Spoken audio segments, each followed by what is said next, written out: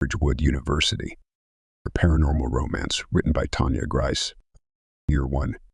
Episode 3. Unexpected. When faced with a problem, we tend to either get upset, angry, or sad. Instead of dwelling on the downside, think about how a negative situation can make a positive change in your life on what decision you make moving forward. "Hey, Mom, did you know?" Tyler trailed off, staring at Layla and stopped in his tracks. It was true. Tyler Tate was alive, standing in the doorway of a strange school with a dumbfounded look on his face. Layla stared as the wolf ale kicked in, and anger boiled to the surface. "Lay? Is that really you?" He stammered and looked at his mother in shock. An intense rush of power surged through Layla's body, and she had no control. The fire deep in her core made her eyes burn, flaming red, and flames engulfed her body. She snarled, got off the chair, and walked toward Tyler. He raised his hands in defense and stepped back. "Lay, you need to calm down. We can talk about this, can't we?" He breathed, and she glared at him with glowing orange-red eyes. Layla sneered, showing sharp teeth and growing canines. "Layla Ann Holland, we know you're upset and confused, but if you would calm down, we can explain everything to you," said Maya in a mothering tone, and Layla growled, looking at the woman. "Layla, don't you dare go after my mother," Tyler growled. Layla looked at Tyler, balled her fist, and drew her hand back. He cringed, bracing for the blow, but it didn't come. He opened his eyes and looked at his best friend. Her lip quivered as her fist shook, and she sobbed. "You left me," she cried softly as the flames disappeared and her eyes faded. Her arm dropped to her side and she sniffed, looking at the floor. Tyler lifted her chin and gave her an apologetic look. "I'm sorry, Lay. I really am." Layla searched his eyes and hugged him. He sighed, hugging her back, and rested his head against hers. "I'm sorry I hurt you," he whispered, and Maya smiled. "Damn right you are." Layla growled, pulled back, and punched Tyler in the face. Maya's hand flew to her mouth as she watched her son fall on his backside and wipe blood from his nose. Layla sneered, and Tyler sighed, looking at her. "Okay, I guess I deserved that," he said, and looked at his mother in question.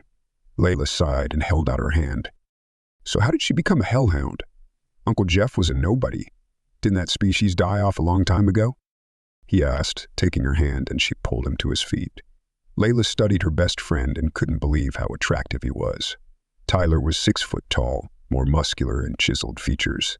He looked at her and thought she was beautiful. He missed her and was glad they could be friends again with no secrets. Maya looked at Tyler thoughtfully and shook her head. "Layla isn't a hellhound. She's a hellcat, but I'm sure a hellhound will surface soon. He will be looking for her when he does," she said, and Tyler sighed, nodding. He knew a hellcat was only destined to be mated with a hellhound by the magic of the land, and deep in his heart, he hoped the hellhound surfaced in him so he could be with his best friend forever. Layla looked around and at Tyler's mother. "The hellhound's going to be coming for me? Oh, that's rich. So this is the school for the mentally insane?" she asked, and Tyler snickered, putting his arm around her shoulders. Maya chuckled and shook her head. "No, Lay. Believe it or not, this is a school for the supernatural world. We teach you how to control your power and become what you are meant to be, whether it be werewolves, fairies, hellcats, banshees, warlocks, or any other supernatural creature," she explained. And Layla nodded. "I stand corrected. This place isn't for the mentally unstable. This is for the people who have completely lost their minds." Maya and Tyler looked at each other, and Maya gave her son a worried look. He shook his head and turned his attention toward Layla. She looked at the people she had known all her life and realized she didn't know them at all. She swallowed and made a face. What could she say? They were all insane. Magic, power, werewolves, fairies, and the supernatural didn't exist. Did it? Layla felt a sharp pain and held her temple. Maya and Tyler exchanged looks, and Tyler's mother looked at her with concern. "Are you all right, dear?" "Yeah. I have a headache and a little tired. I think I should rest." She breathed, and Maya nodded. "Tyler, will you show her to Suite 104? Tyler looked at his mother and raised an eyebrow. "Mom, really? That's Cassidy's room," he said, and his mother sighed. "I know, but the other dormitories had 4 girls each. and that one is only 2.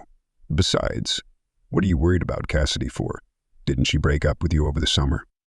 Tyler sighed, nodded, and grabbed Layla's bags. Come on, Lay. I'll show you to your room. She nodded and looked at Maya. Even though you, Tyler, and Peter totally suck at the moment, I'd have to say it was really good to see you again, she said, and followed Tyler out of the office. Maya watched her leave as a tear slid down her cheek. You too, Lay, she whispered.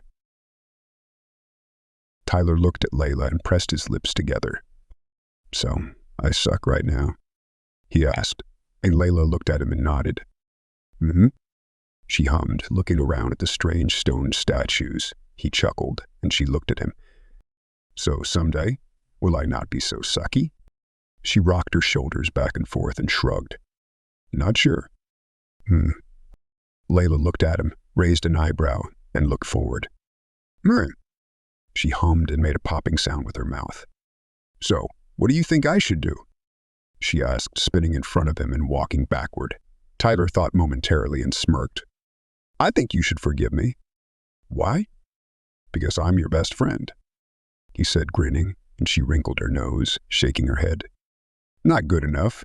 Best friends don't let best friends think the other is dead and magically pop up. You've been demoted, she said, still walking backward. Demoted? He chuckled, and Layla nodded.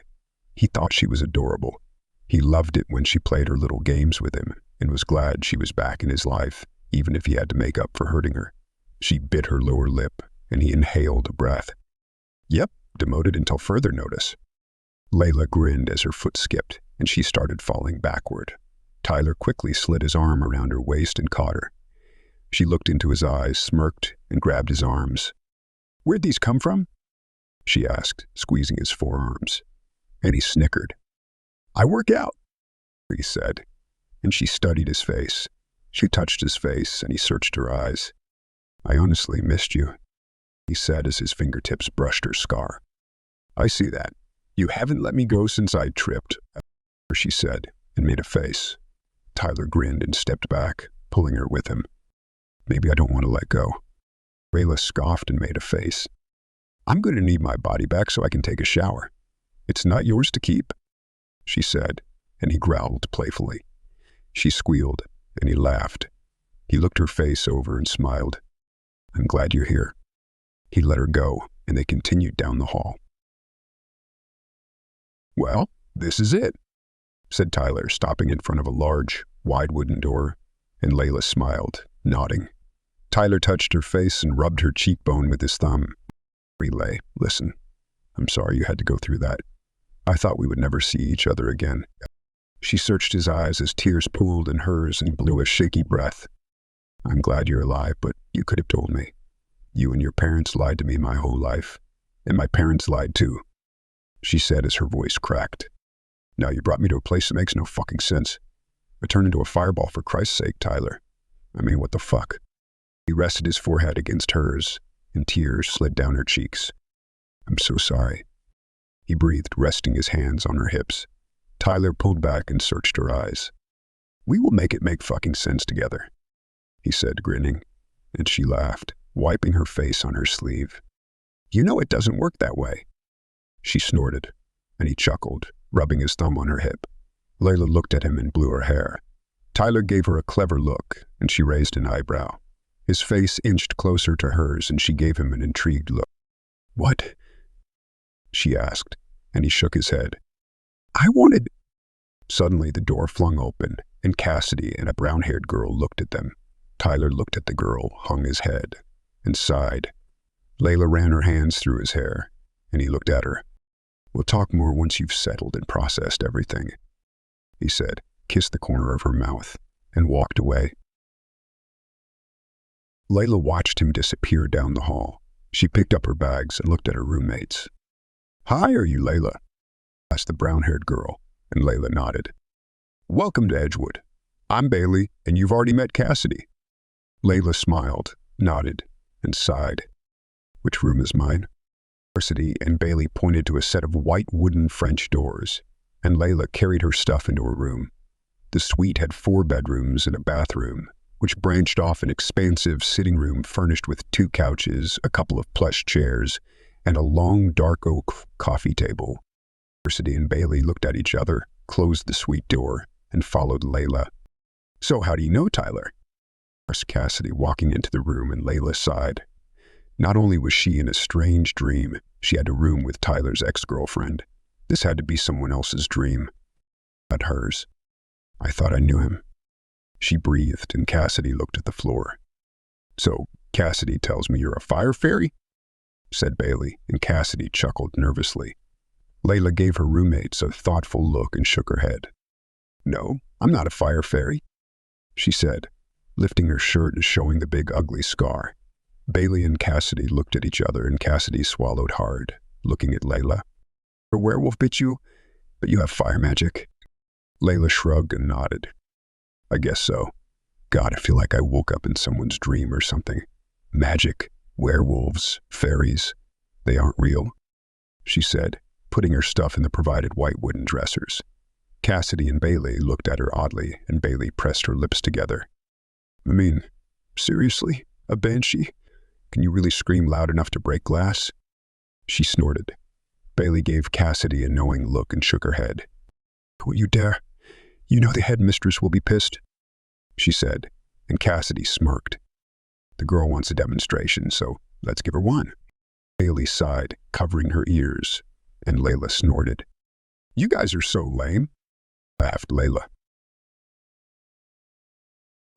Without a word, Cassidy sucked in a deep breath and exhaled. The sound hit Layla's ears like nails on a chalkboard, and she covered her ears, watching the glass in the suite shatter.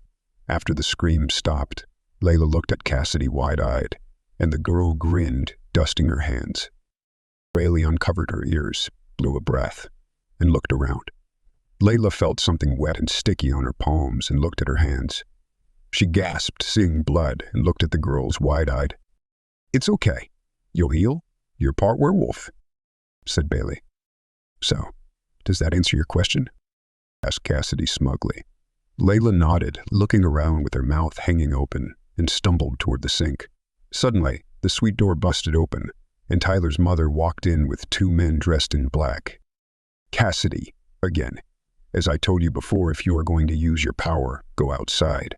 This is barbaric. Quit destroying my school," Maya scolded through clenched teeth.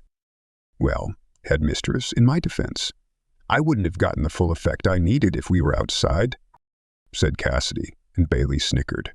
Layla stared at her childhood's second mother, and Maya sighed. "What are you so worried about? You have magic. It's not like you can't fix it with a snap of your fingers," laughed Bailey, and Maya saw Layla smile.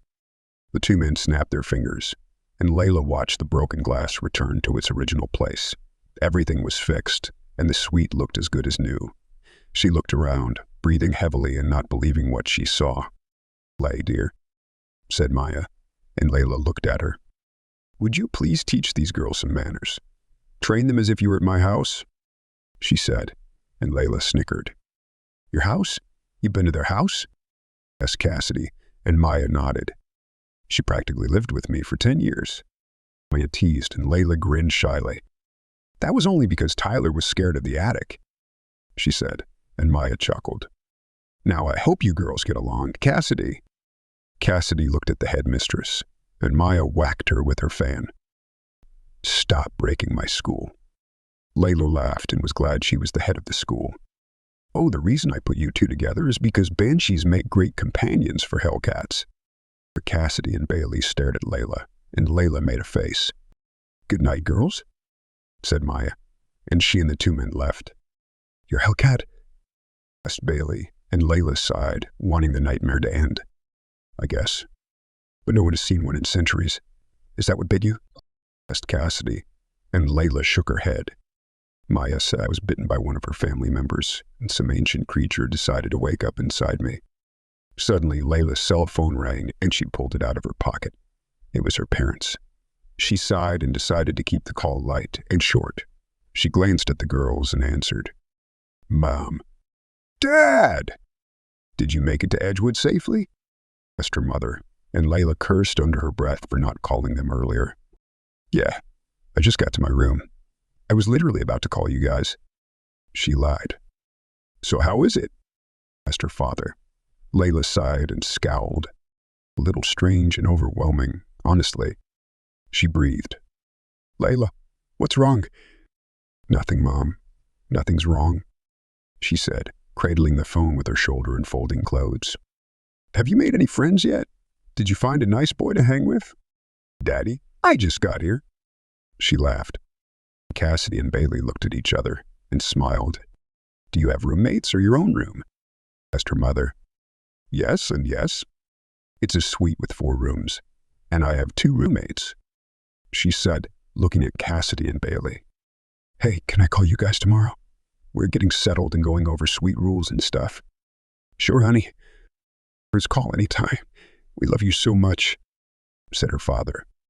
Love you guys too, said Layla and hung up the phone. Bailey looked at her oddly and touched her shoulder. Do they know?